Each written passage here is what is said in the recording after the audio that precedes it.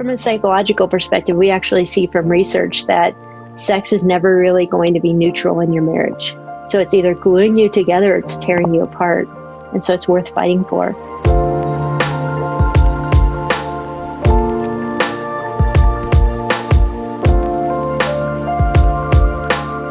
I grew up in the church and was a Christian when I got married, a Christian psychologist even. I've got all this psychological training, but I was clueless as to how to address the issues that my husband and I confronted in marriage. And then the great thing about being a psychologist is you get to meet with other people, and deep down inside you're going, oh, thank God I'm not the only one with this question or with this problem. And so I started to realize, particularly as I worked with women, that a lot of married Christian women were dealing with the same kinds of issues, and there was no help to talk through, disparity between a husband and wife sex drive, or physical pain during sex, or lack of desire, or, hey, my mind's been trained on pornography. How do I even become sexually aroused in a way that isn't sin? And so Passion Pursuit was the first kind of product that we put together to help give a framework for those questions. And I really think that's where we need to start. People have such practical questions, but we can't answer the practical questions until we challenge our framework for things like, why does sex matter in marriage? What's the purpose? And one of the examples that I share in Passion Pursuit that really helped me was when it dawned on me that sex was really a gift that was a lot more like Legos. And, I share, I'm a mom of 3 boys, and so my house always has Legos around. And as a young mom struggling with this area in my marriage, one day I was cleaning up Legos and just thought, yeah, like sex is like Legos. When you get the box, you don't expect to open it up and find the finished product. But the whole purpose of Legos is you have to learn to build and you have to learn to create. And once you learn to create one thing, you tear it all down again and you try to rebuild something else. And that framework really helped me in my marriage to understand even the tension points and the difficulties my husband and I were having. Like, this is an opportunity where God can teach us what it really looks like to love and to build something together. Whereas I think most people feel like, hey, when I get to my honeymoon, I'm opening up this great gift and it's going to be great from the start.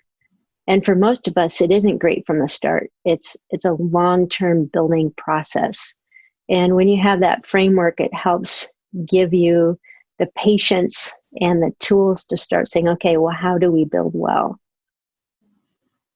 Yeah, for me, that was a shock that I had to learn how to have sex. Yeah.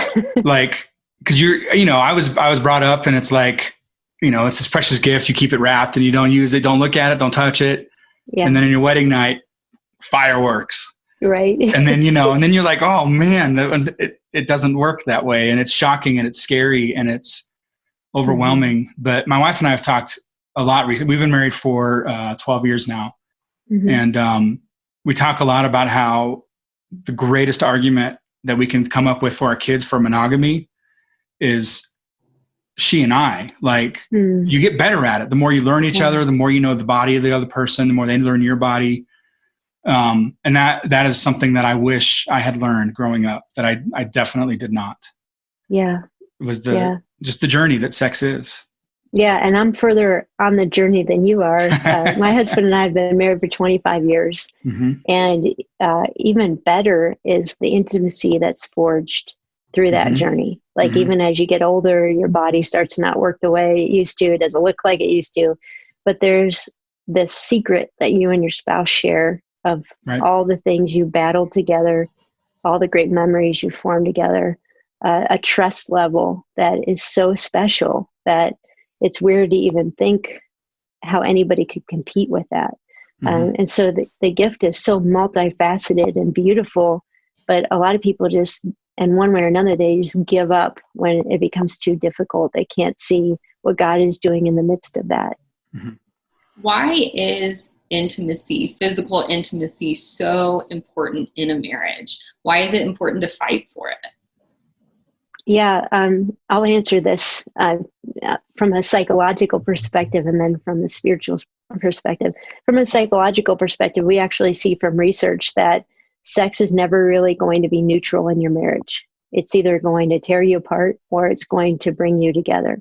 And we can even see that biologically, that what happens when two people have sex is a lot happens in their bodies and in their brains.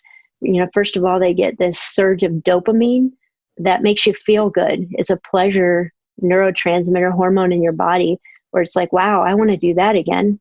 And so every time a couple's having sex, they're building this little mini celebration together to say, I'm bonding with you because we're having a good time together. You make me feel good.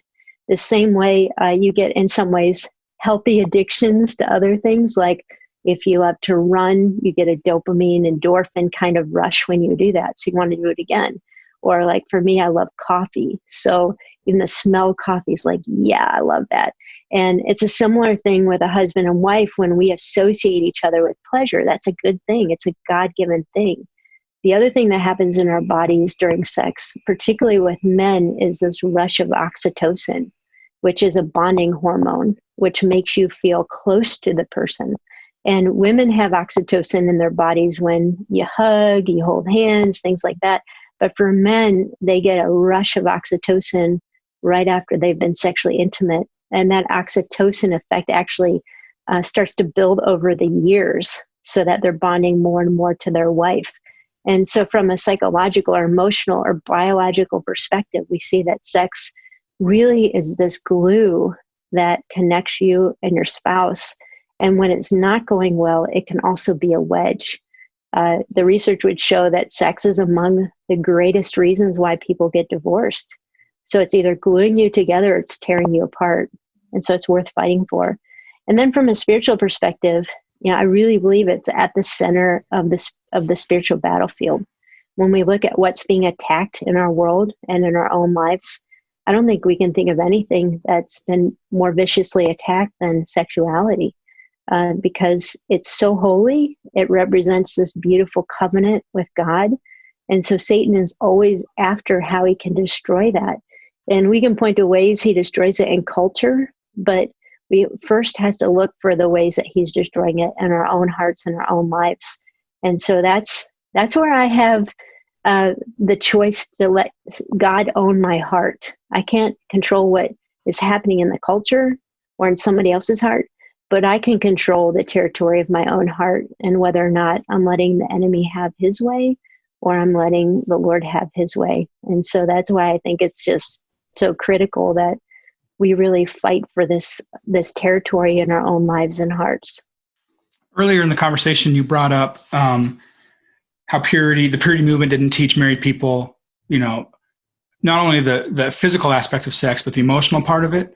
And you talked about how sex, even within marriage, can be fueled by lust or by just things that aren't good. And then just now you said about men forming oxytocin with intimate partners. Is that always true? Is there does masturbation lead to the same kind of thing? Yeah. Well, with porn and masturbation, essentially what you're doing is you're bonding to that outlet. You're bonding to yourself, you're bonding to the internet, the images. And so your brain is having a similar reaction where you're connecting to that. And you're even forming pathways of this is what it is to respond sexually. This is what sexual pleasure is like. And for most people, men and women, if you're engaging with pornography and masturbation, that's easier to respond to than a real life sexual partner. And so what we see happen in marriages is you get married, you think, oh, this is going to help with my sexual temptation, with my porn use, but your partner can't compete. Porn asks nothing from you.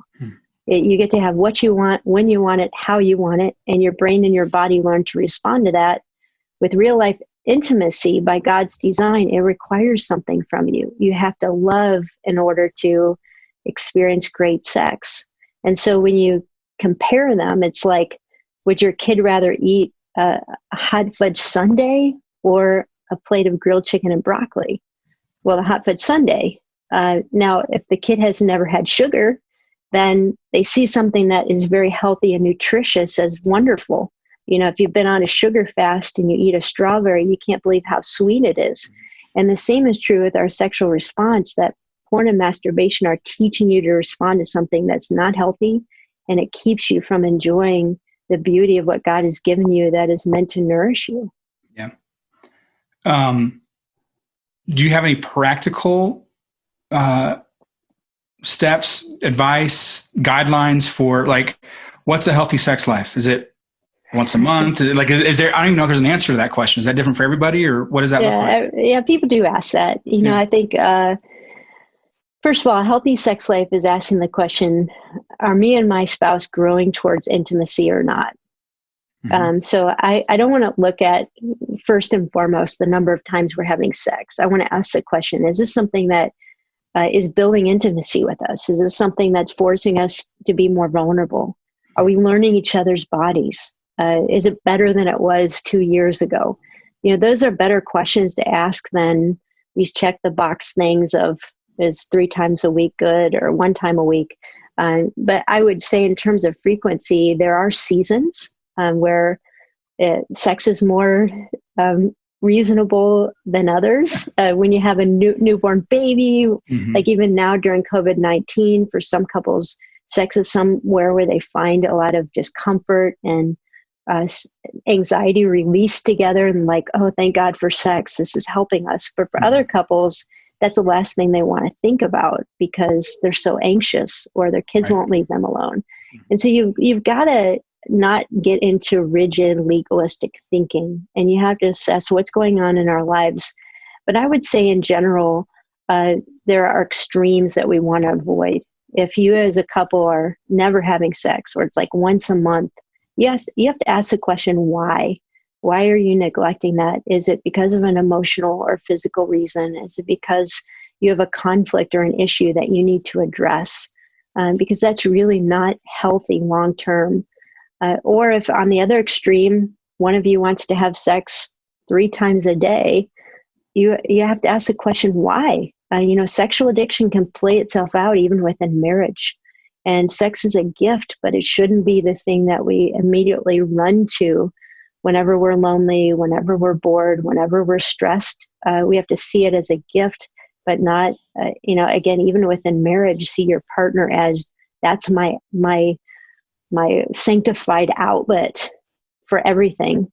God is supposed to be the place that we run. And I think even within marriage, there are people that bring in wrong thoughts about sexual desires and sexual needs, and it creates an unhealthy dynamic.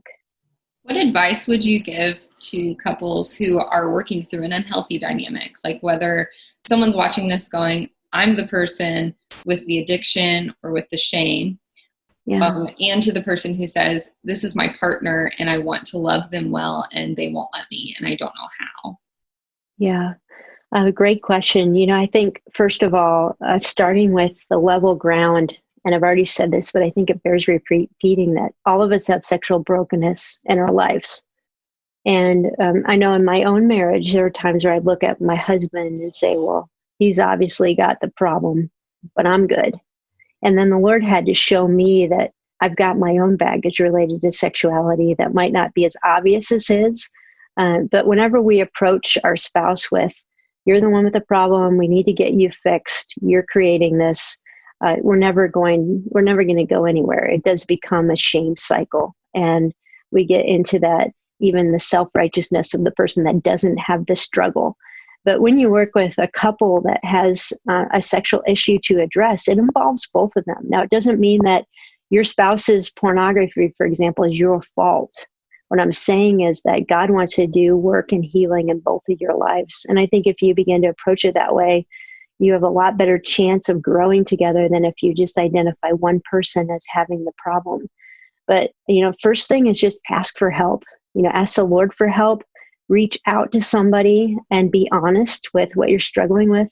A lot of times we say, I'm going to ask God for help, but it's too embarrassing to tell another person. But you really won't get help unless you take that step of bringing it into the light. So, get in touch with a Christian counselor or a mentor you trust or a really good mature friend and just say, hey, this is a secret I've been carrying around, or this is shame I've been carrying around. And I just want to ask for prayer and help. And when we bring what is in the dark into the light, something about the power it had over us dies. I've seen this happen over and over again, whether again, it's a secret from your past or it's something you're right now struggling with. You cannot defeat it in isolation. So bring it out into the open. That is a huge first step. And then there's a lot of other steps that would follow that one. Can you share where to find you? Yeah, sure. Yeah, so my ministry is called Authentic Intimacy, and you can find it at AuthenticIntimacy.com. Great way to jump in is we have a podcast called Java with Juli, and we're just talking actually in a coffee shop about these issues every week and just fleshing them out for real life. But there's all kinds of book studies and videos and things like that at that website that might be helpful as well.